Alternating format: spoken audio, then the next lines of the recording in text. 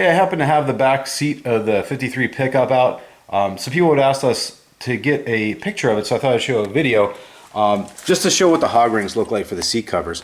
So this one, you can see the vinyl just wraps around the edge, and literally we hog ringed it to the springs.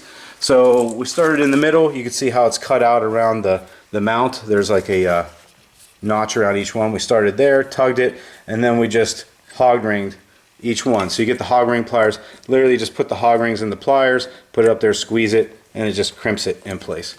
And then we just worked our way all the way around. You can see on the edges, did the same thing, pulled it in to where the spring is, all the way down here, spring, spring, spring. So we literally just used the springs all the way around the perimeter of this. The base is similar, a little bit different. We used the springs, and I think there was also another bar or something that we were able to go to, but for the most part we just took it right to the spring. So that's what it looks like. Again, you just get those hog ring pliers that come with the seat covers that we sell, the hog rings that come with the seat covers that we sell, and then you just put the hog rings in the pliers and just squeeze it and just pinch it all the way around.